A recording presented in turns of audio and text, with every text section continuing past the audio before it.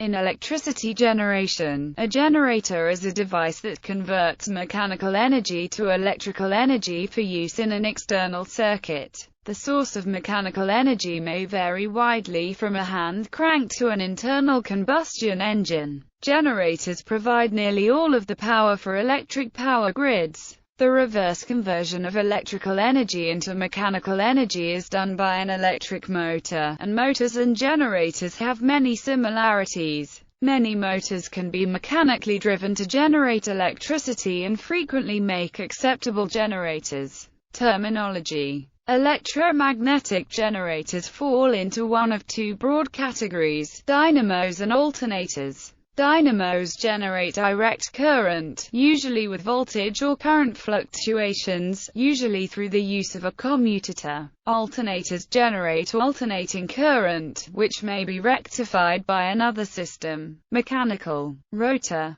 the rotating part of an electrical machine. Stator, the stationary part of an electrical machine. Electrical. Armature, the power-producing component of an electrical machine. In a generator, alternator, or dynamo, the armature windings generate the electric current. The armature can be on either the rotor or the stator. Field, the magnetic field component of an electrical machine. The magnetic field of the dynamo or alternator can be provided by either electromagnets or permanent magnets mounted on either the rotor or the stator. History. Before the connection between magnetism and electricity was discovered, electrostatic generators were used. They operated on electrostatic principles. Such generators generated very high voltage and low current. They operated by using moving electrically charged belts, plates, and discs that carried charge to a high potential electrode.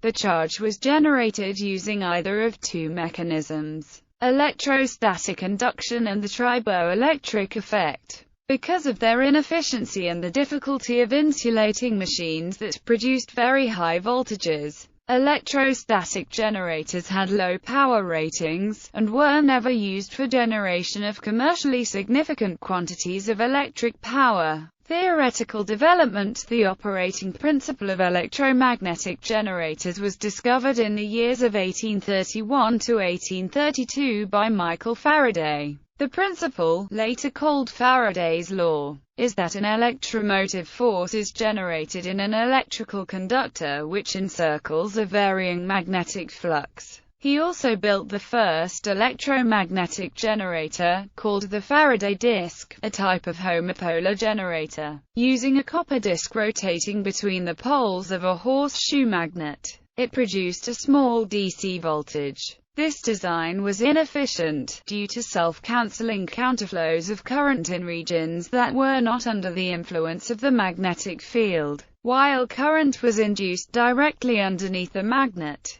the current would circulate backwards in regions that were outside the influence of the magnetic field. This counterflow limited the power output to the pickup wires, and induced waste heating of the copper disc. Later homopolar generators would solve this problem by using an array of magnets arranged around the disk perimeter to maintain a steady field effect in one current flow direction. Another disadvantage was that the output voltage was very low, due to the single current path through the magnetic flux. Experimenters found that using multiple turns of wire in a coil could produce higher, more useful voltages. Since the output voltage is proportional to the number of turns, generators could be easily designed to produce any desired voltage by varying the number of turns. Wire windings became a basic feature of all subsequent generator designs. Independently of Faraday, the Hungarian Ennius Jedlik started experimenting in 1827 with the electromagnetic rotating devices which he called electromagnetic self-rotors.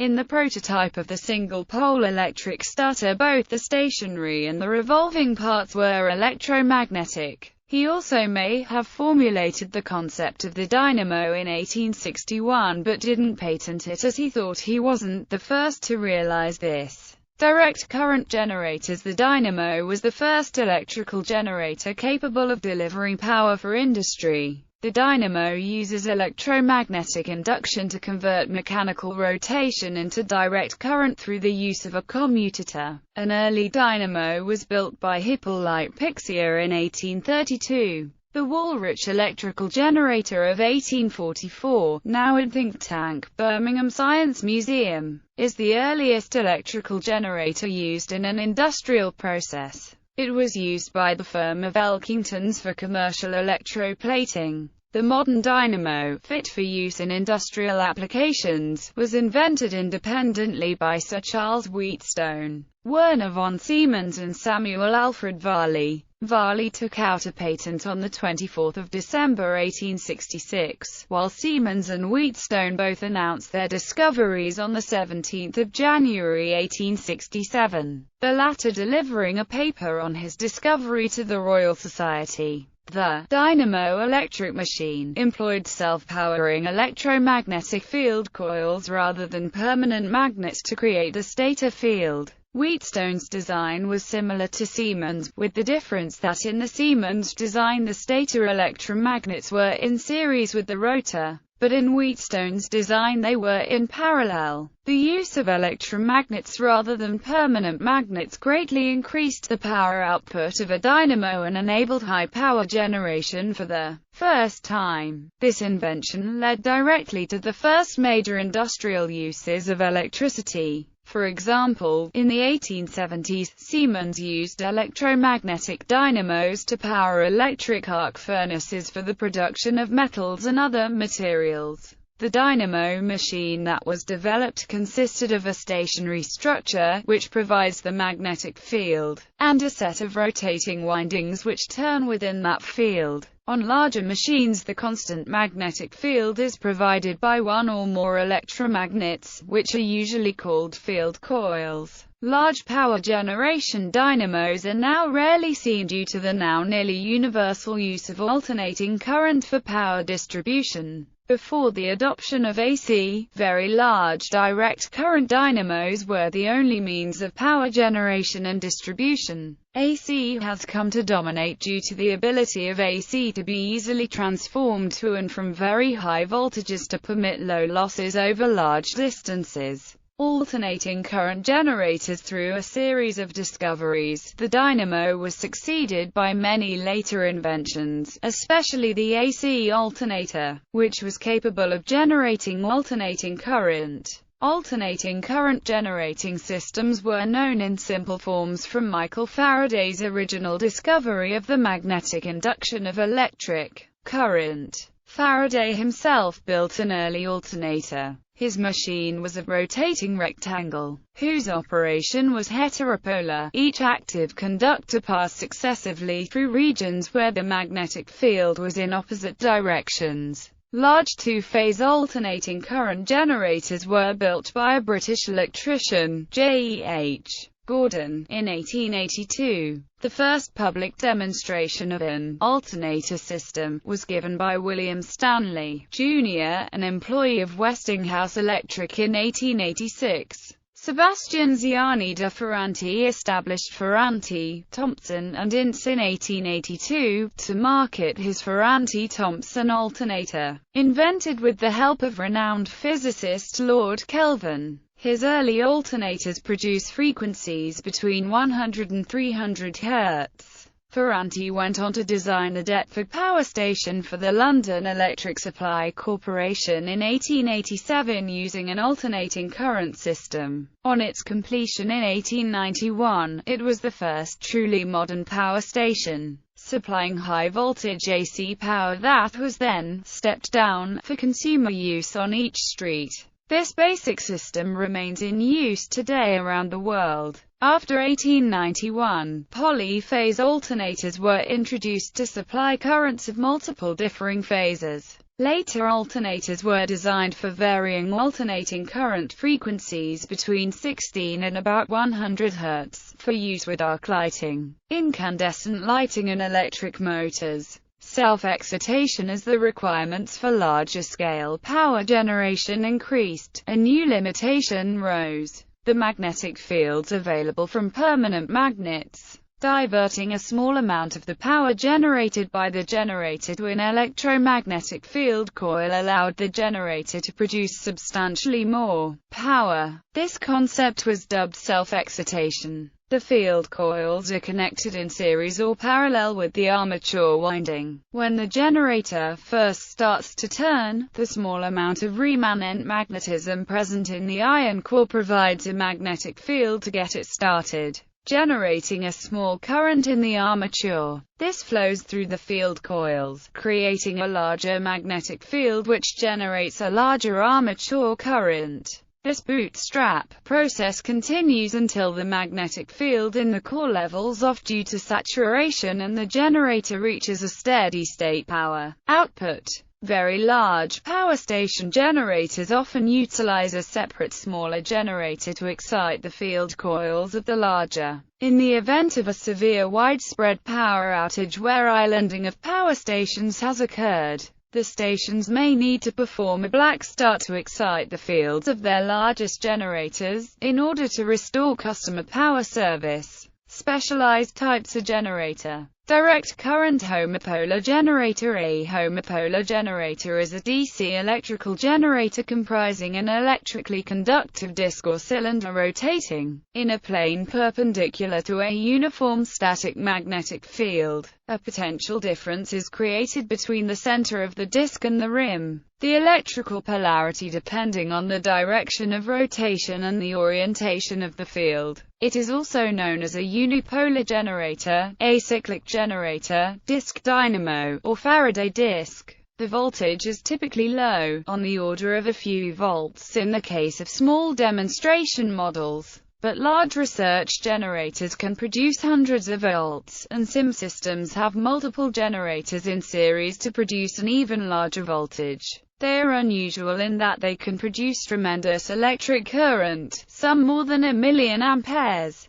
Because the homopolar generator can be made to have very low internal resistance. MHD generator. A magnetohydrodynamic generator directly extracts electric power from moving hot gases through a magnetic field, without the use of rotating electromagnetic machinery. MHD generators were originally developed because the output of a plasma MHD generator is a flame, well able to heat the boilers of a steam power plant. The first practical design was the AVCOMK-25, developed in 1965. The U.S. government funded substantial development, culminating in a 25 megawatts demonstration plant in 1987. In the Soviet Union from 1972 until the late 1980s, the MHD plant U-25 was in regular commercial operation on the Moscow power system with a rating of 25 megawatts,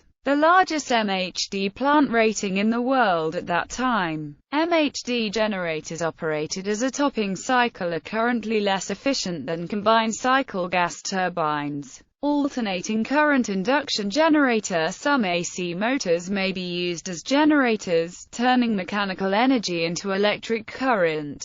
Induction generators operate by mechanically turning their rotor faster than the synchronous speed, giving negative slip. A regular AC asynchronous motor usually can be used as a generator, without any internal modifications. Induction generators are useful in applications such as mini hydropower plants, wind turbines, or in reducing high-pressure gas streams to lower pressure, because they can recover energy with relatively simple controls. To operate, an induction generator must be excited with a leading voltage. This is usually done by connection to an electrical grid, or sometimes they are self-excited by using phase-correcting capacitors. Linear electric generator. In the simplest form of linear electric generator, a sliding magnet moves back and forth through a solenoid, a spool of copper wire. An alternating current is induced in the loops of wire by Faraday's law of induction each time the magnet slides through. This type of generator is used in the Faraday flashlight. Larger linear electricity generators are used in wave power schemes. Variable speed, constant frequency generators. Many renewable energy efforts attempt to harvest natural sources of mechanical energy to produce electricity. Because these sources fluctuate in power applied, standard generators using permanent magnets and fixed windings would deliver in regulated voltage and frequency. The overhead of regulation is high in proportion to the naturally derived energy available. New generator designs such as the asynchronous or induction singly fed generator, the doubly fed generator, or the brushless wound rotor doubly fed generator are seeing success in variable speed, constant frequency applications, such as wind turbines or other renewable energy technologies. These systems thus offer cost, reliability and efficiency benefits in certain use cases. Common use cases: vehicular generators. Roadway vehicles. Motor vehicles require electrical energy to power their instrumentation, keep the engine itself operating, and recharge their batteries. Until about the 1960s, motor vehicles tended to use DC generators with electromechanical regulators. Following the historical trend above and for many of the same reasons, these have now been replaced by alternators with built-in rectifier circuits. Bicycles. Bicycles require energy to power running lights and other equipment. There are two common kinds of generator in use on bicycles: bottle dynamos, which engage the bicycle's tire on an as-needed basis, and hub dynamos, which are directly attached to the bicycle's drivetrain. In reality, neither of these is a dynamo, properly speaking. They are small permanent magnet alternators. Sailboats. Sailing boats may use a water or wind-powered generator to trickle charge the batteries. A small propeller, wind turbine or impeller is connected to a low-power generator to supply currents at typical wind or cruising speeds. Genset. An engine generator is the combination of an electrical generator and an engine mounted together to form a single piece of self-contained equipment. The engines used are usually piston engines, but gas turbines can also be used. And there are even hybrid diesel-gas units, called dual-fuel units. Many different versions of engine generators are available, ranging from very small portable petrol-powered sets to large turbine installations. Human-powered electrical generators. A generator can also be driven by human muscle power. Human-powered direct current generators are commercially available, and have been the project of some DIY enthusiasts.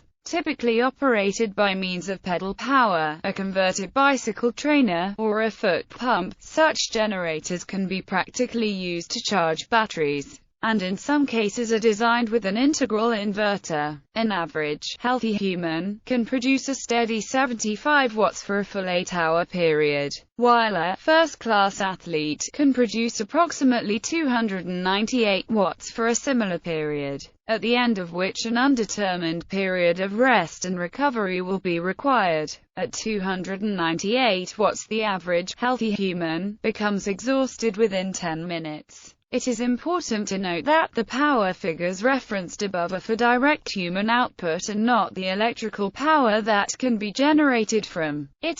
Portable radio receivers with a crank are made to reduce battery purchase requirements. See clockwork radio. During the mid-20th century, pedal-powered radios were used throughout the Australian outback to provide schooling, medical and other needs in remote stations and towns. Mechanical measurement designed to measure shaft speed. A tachogenerator is a device which produces an output voltage proportional to that speed. Tachogenerators are frequently used to power tachometers to measure the speeds of electric motors, engines, and the equipment they power. Speed. With precise construction and design, generators can be built to produce very precise voltages for certain ranges of shaft speeds. Equivalent circuit. An equivalent circuit of a generator and load is shown in the diagram to the right. The generator is represented by an abstract generator consisting of an ideal voltage source and an internal resistance. The generators and parameters can be determined by measuring the winding resistance. and measuring the open circuit and loaded voltage for a defined current load.